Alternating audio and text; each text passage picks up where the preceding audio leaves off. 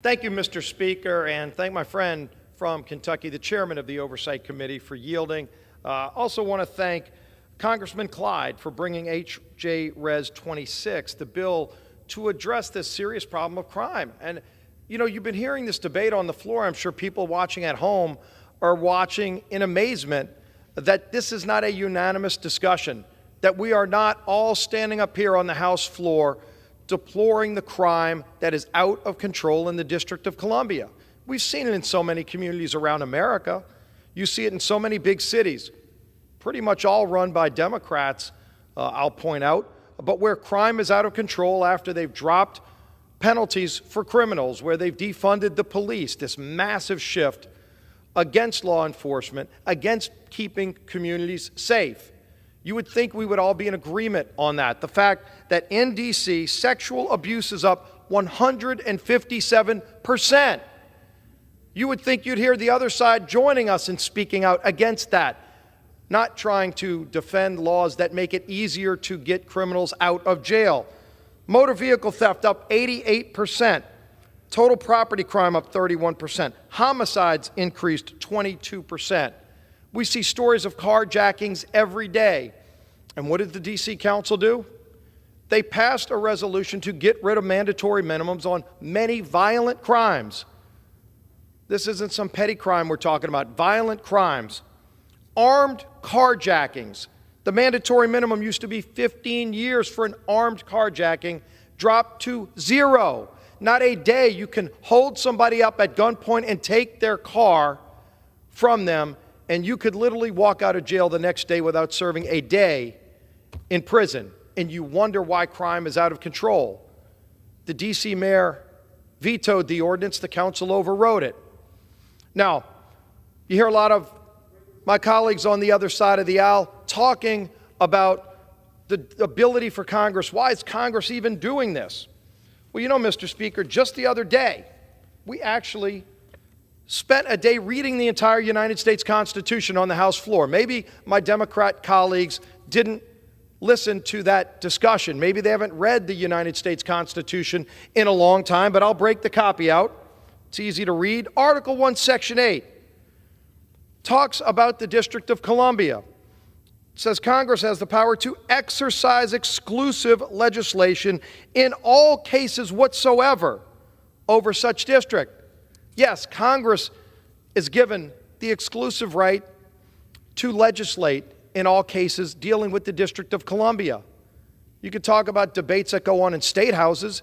The District of Columbia is not a state for a lot of reasons. Our founding fathers actually wanted a capital of the United States that wasn't part of a state. There's a lot of debate about why that happened. In fact, this land that we're standing on right now used to be part of a state. The state's called Maryland. It's still there. Maryland gave land to the United States because our nation decided we wanted the capital to be in a place that is not tied to the other states.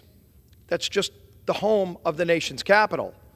And it gave Congress in the Constitution the authority to get involved in these kind of issues. And it doesn't happen often. But my God, if we can't come together with crime out of control, with people being killed, with criminals being let out the next day after violent crimes are committed, and mandatory minimums are dropped from 15 years to 0.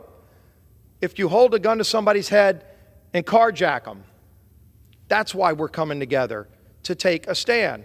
And everybody can vote if they are okay with letting the carjackers walk scot-free.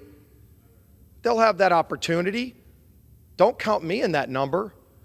I would say don't count the millions of people that both live in the District of Columbia, living in fear of crime, don't want that crime, and the millions of people that come as tourists to come and visit our nation's capital should not live in fear of that violent crime every day because criminals get to walk free. And how is the governance determined? They allow people that are here illegally to vote in D.C. We have another bill that we're bringing up to say that people here illegally cannot vote in D.C. elections. It's bizarre listening to the debate on the other side that want to defend the ability for illegals. We went and verified there's not even an exception for foreign nationals. So people that work at the Chinese embassy, we saw how they respect our laws in the United States. They flew a spy balloon over most of the sensitive military bases of our nation last week.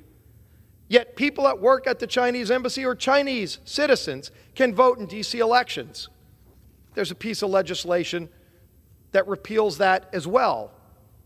And obviously, there's some in this chamber who want to defend the right for people here illegally, including people that work for the CCP that are Chinese nationals, that are Russian nationals.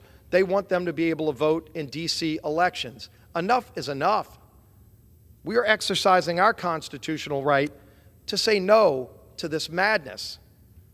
Let's restore law and order. Let's stand up for law and order. And the people of the District of Columbia and all the millions of people who come to visit this nation's capital who don't want to live in fear, who don't think that the carjackers should be able to walk scot-free if they pull out a gun and put it to somebody's head to take their car or to break into their house or to do so many other violent things that are causing fear throughout communities. We can do something about this. We ought to do this. We ought to pass both of these pieces of legislation. So I urge passage, and I yield back the balance of my time.